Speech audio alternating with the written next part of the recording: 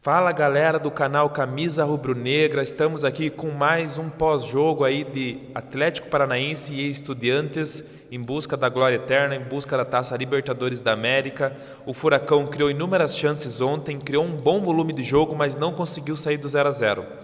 Também ali teve a questão da arbitragem, teve a questão do VAR. O Lu vai contar um pouco aí da experiência do jogo de ontem para vocês. Ontem o Atlético ele entrou num ritmo meio morno, né? Igual o jogo contra o São Paulo. Entrou meio desligado, inclusive, já recebeu 2 finalizações ali, uma nas costas do Abner, o outro, né, que é uma cabeçada do atacante deles, não lembro quem que era, que cabeceou, que o Bento fez uma grande defesa. E depois disso o Atlético ele meio que se acorda no primeiro tempo, mas ainda assim o ritmo do primeiro tempo eu acho que ele foi bem abaixo do que eu esperava. Aquele ritmo do Atlético frenético que entrava nos 15 primeiros minutos ali na baixada para fazer o gol não aconteceu, né? Acho que foi mais chance do Estudiantes dentro do primeiro tempo.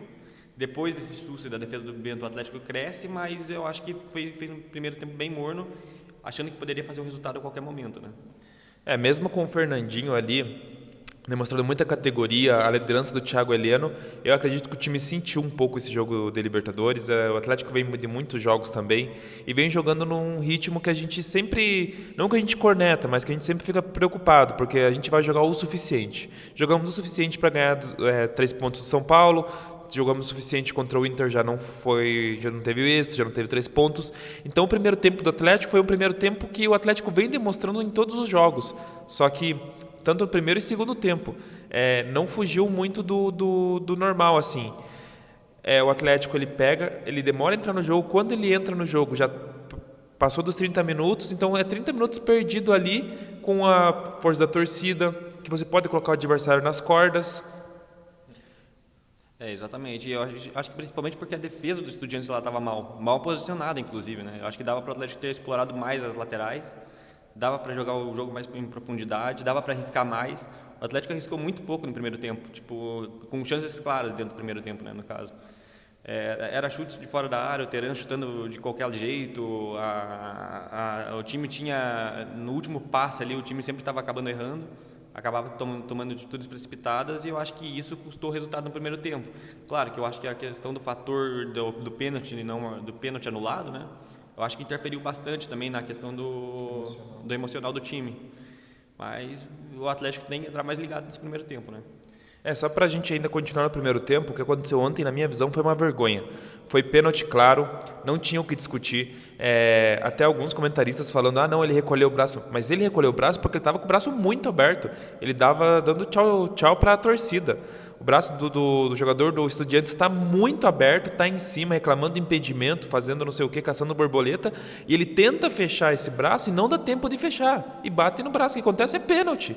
Se ele está com o braço colado, e mesmo assim ele tenta fazer um movimento de se encolher para que a bola não pegue no braço, e aí fica assim a critério da interpretação do juiz. Agora, se o jogador abre o braço, tentando fazer ali um polichinelo, e não dá tempo de fechar o braço e pega ali, o problema é dele. O pênalti foi claríssimo, foi uma vergonha. O Atlético ontem, como a gente sempre fala, é um jogo pragmático, é um jogo de uma bola só. No primeiro tempo, sim, foi um jogo de uma bola só, mas o Atlético conseguiu um pênalti legítimo que foi tirado. Então isso prejudicou muito, deu uma desestabilizada no próprio estádio. A torcida não parou de cantar, mas realmente o jogador sente a pressão, né? Os jogadores sentem que trabalham e não tem êxito ali nas conclusões de jogada. O Atlético ele demorou para entrar no jogo. Quando entrou no jogo, a arbitragem vem com um balde de água fria. Na minha visão, não tem explicação, não tem questão de interpretação. Se o jogador está com o braço aberto, caçando borboleta, fazendo polichinelo, e não dá tempo dele fechar o braço, que não impeça esse contato com a bola, é pênalti. Não tem o que discutir. Então, mais uma vez, o Atlético prejudicado pela arbitragem. Exatamente, cara. E o árbitro ele marcou com muita convicção o pênalti, né? Ele viu claramente o que aconteceu ali. O VAR ele chama numa tentativa, sei lá, de fazer o quê, falar que recolheu o braço, né? Totalmente uma tese furada. Mesmo que ele tivesse recolhido, ele estava com o braço aqui, cara. É pênalti, claro. E o ângulo que mostraram pro VAR ali, mostraram o ângulo da frente, cara. Pra mim foi absurdo aquilo lá, cara. Intencional ou não, na minha visão, foi um ângulo tendencioso. Exatamente, cara. Mostrou um ângulo ali que o árbitro mal tinha condição de visualizar. e o árbitro chegou e mudou a decisão. E isso mostra a falta de convicção e a falta de profissionalismo dos árbitros, né? Porque 80% das vezes que eles vão lá, eles marcam que mais de 80% eles vão e marcam que acompanham o VAR, né? E isso mostra a insegurança do próprio árbitro, em que mesmo vendo que a imagem é clara, que o pênalti foi claro, ele vai lá e anula o pênalti por uma pressão do VAR, que hoje em dia não só recomenda a revisão, mas como também tenta induzir o juiz a mudar a decisão de campo, o que é completamente errado, está fora da regra, é absurdo, cara, não tem muito o que falar mais. O juiz estava no lance, estava inteiro no lance, ele viu o que aconteceu, nem o VAR podia ter considerado a interpretação do próprio juiz ali. Tudo bem, acaba o primeiro tempo, o Atlético mostrando esse jogo pragmático, esse jogo que já vinha acontecendo, e vem para o segundo tempo, bem com certa dificuldade ali no começo do jogo também, demora ali uns 5, 10 minutos para entrar no jogo, a torcida até começa a pedir o Vitor Roque, e a hora que o menino entra, realmente muda o patamar do time, muda a característica ali do jogo. O Atlético ele começa a produzir um volume de jogo que até então há muito tempo não produzia, e isso eu acho um ponto positivo. Isso, se tem que destacar algo positivo da partida de ontem, foi esse volume de jogo. Foram 23 finalizações, né, no alvo do Estudiantes. É óbvio que o time do Estudiantes não é um time muito forte tecnicamente, muitas vezes a força dele vem mais da mística, da camisa, de jogar na Argentina, de ser um time copeiro, do que propriamente da qualidade técnica dos jogadores, mas é um ponto positivo sim que o Atlético criou 23 chances, teve 15 minutos muito intensos ali e poderia ter sido já no primeiro tempo esses 15 minutos. Uma coisa que às vezes eu e o Luiz a gente bate aqui no canal e a gente contesta, não é que a gente está cornetando, mas é que o Atlético ele precisa apresentar um volume de jogo já no começo da partida alto, manter um volume crescendo, porque a gente nunca sabe quando a gente vai precisar utilizar. E ontem a gente precisou, tudo bem, acredito que foi um bom desempenho até, mas o Atlético ele conseguiu ficar apenas 15, 20 minutos, mas colocando os Estudiantes nas cordas. Eu acho que esse tempo podia ser ampliado. Exatamente, que nem a gente falou no pós-jogo contra o São Paulo, né? A gente tem a qualidade do Fernandinho para sair jogando pelo meio, tem a qualidade do Vitor Roque lá na frente, a partir do momento que ele entra, que ele faz uma fumaça danada ali, ele consegue brigar com os zagueiros, ele consegue gerar perigo para a defesa, até quando ele erra o drible, ele sobe para algum jogador do Atlético ali, porque pode estar em condição melhor do que ele para dar o segundo passe ali, para infiltrar. E eu acho que o Atlético ele tem que cadenciar mais o jogo e cadenciar de uma forma vertical, né? Não é uma cadência tipo que nem o Atlético jogou nos 15 primeiros minutos do segundo tempo ali, que nem ele jogou no primeiro tempo, que aquele passe de lado. Aquele passe de lado ele pouco vai resolver. Você tem que quebrar a linha, você tem que explorar as laterais, você tem que utilizar seus pontas. Como o Atlético fez no final, na parte dos 15 minutos para o final do jogo. Aquilo que o Atlético tem que fazer é impor um ritmo, mas colocar esse ritmo desde o primeiro tempo, cara. Não pode você tentar buscar o resultado só quando você vê que está ficando feia a situação. Tem que começar desde o começo do jogo, fazer o resultado e tentar jogar a pressão para o time do outro lado. Ali o Atlético jogou contra si mesmo, eu acho, né? Ele jogou a pressão para si para tentar fazer o gol, para tentar levar um bom resultado lá para La Plata. Eu acredito que mais uma vez o Fernandinho dominou o meio-campo também. O Bruno Formiga, inclusive, falou na análise dele que o Fernandinho encostou mais de 100 vezes na bola. É algo absurdo.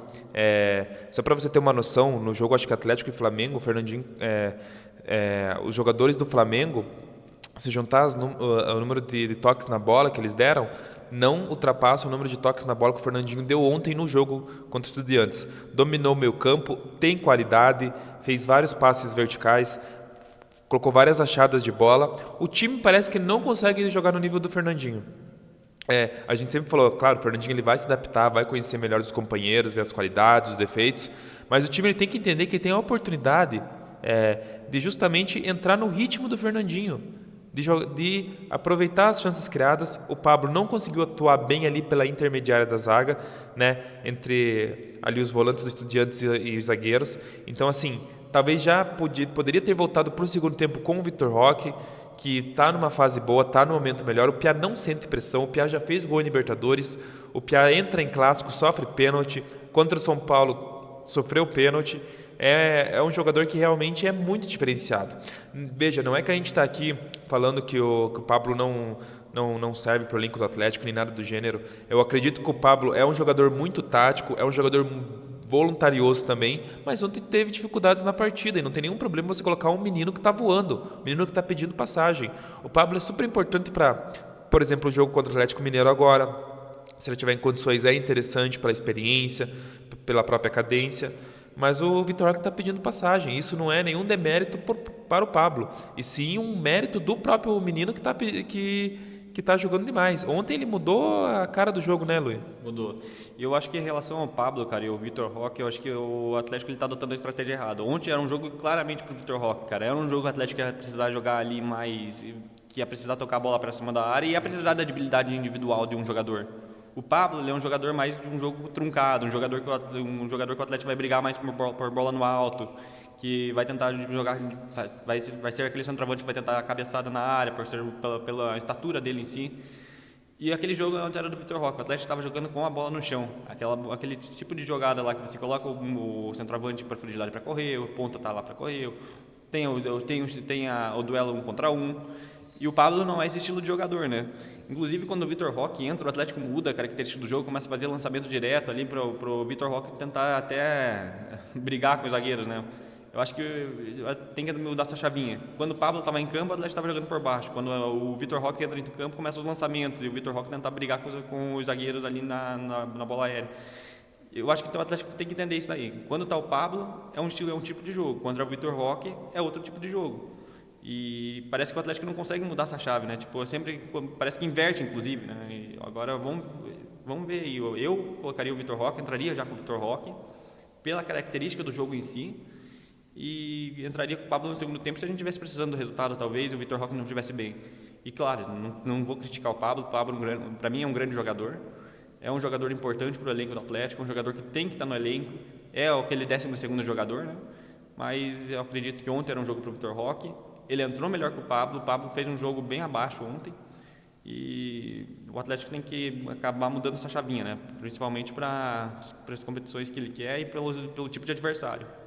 E até para defender o Pablo, ele não teve nenhuma chance clara de gol ontem. O time não conseguiu criar uma chance clara para o Pablo finalizar. O Pablo é um bom finalizador. A gente não pode ficar com essa imagem do Pablo no São Paulo, que compraram o jogador sem saber suas características, sem saber utilizar. O Pablo ele é um atacante de recomposição, um atacante esforçado. Muitas vezes o Terence fica lá na frente, ele volta no meio campo para recompor, para ajudar na marcação. Então, até para defender o Pablo ontem, o jogo estava tão difícil para ele que ele não teve nenhuma chance clara de gol. E quando se tratava de fazer jogadas com passes ali na intermediária, ele teve muitas dificuldades. Eu acho que e faltou isso para o Atlético ganhar ontem a partida, para o Atlético ir com uma vantagem para a Argentina. Agora, Luiz, semana que vem, jogo na casa do Estudiantes. O que você espera do Atlético? Você acha que a gente vai conseguir fazer história? Você tem esperança? É complicado? Ou você acredita que o Atlético continua sendo o favorito? Como que você enxerga essa partida? É complicado, mas eu acho que o Atlético continua sendo o favorito para o jogo. O Atlético tem mais time que o Estudiantes. Eu assisti os últimos 2 jogos do Estudiantes. O Estudiantes ele é nesse estilo, inclusive dentro de casa. É um time que busca muito a bola aérea, busca muito contra-ataque. É um time bem parecido com o nosso, inclusive, né? Tipo, de jogar no contra-ataque, de tentar explorar as deficiências defensivas do adversário. Mas é um time tecnicamente bem inferior ao Atlético. Principalmente agora que tem vários jogadores que estão lesionados, e também eles perderam aquele elenco que jogou a primeira parte da Libertadores, né? Não é o mesmo elenco. Então, eu acredito que dá para passar pelo Estudiantes. Vai ser um jogo difícil, vai ser na casa deles, é um estádio difícil de jogar, a torcida deles é forte, a camisa deles é pesada, mas o Atlético está bem, o Atlético vem bem, o Atlético vem criando mais tradição no torneio. Eu acho que dá para passar sim. O Atlético hoje ele é um bicho-papão na Sul-Americana. E na Libertadores ele cada dia vem construindo sua história. Embora a mídia gosta de negar, de esquecer isso, o Atlético é um finalista de Libertadores. E há muito tempo atrás estava no mesmo hall que Corinthians, que Atlético Mineiro, ali com uma final de Libertadores, né? Até 2011, o Corinthians não tinha uma final de Libertadores, por exemplo. Então o Atlético ele é um finalista de Libertadores, mas sim, necessita criar casca, necessita criar força nessa competição. E o gol até do Thiago Heleno ontem, que foi invalidado, ele é bem emblemático, né? Porque o Thiago Heleno ele sai segurando todo mundo como um verdadeiro general mesmo. Eu acredito que time que quer ser campeão tem que fazer jogos históricos, tem que ter superação, tem que ter diversidade. tem que lutar. A gente vai pagar o preço de uma primeira fase medíocre, porque a primeira fase da Libertadores do Atlético era para o Atlético fazer o que o Palmeiras fez. Não precisava golear, mas era para fazer todos os pontos possíveis, para decidir em casa. A gente está pagando o preço de ter que decidir lá, mas tudo bem. A equipe precisa disso. Para o Atlético conquistar o que conquistou na Sul-Americana, necessitou de casca, necessitou de jogos difíceis, e na Libertadores não vai ser diferente. Nas Libertadores a gente vai lá para fazer história. Eu até vi ontem, acho que é uma postagem do Cap Mil Grau, e vale uma recomendação aqui. O dia que a gente tiver medo do adversário é porque a gente não torce para o Atlético. O dia que a gente tiver medo do adversário, a gente tem que voltar um pouco nosso hino, a gente tem que voltar, lembrar dos times históricos do Atlético, de Washington e Assis, que enfrentaram um Flamengo muito forte, da seletiva da Libertadores, que enfrentaram um Cruzeiro muito forte. O Atlético não tem medo de adversário, o Atlético se empolga com o adversário.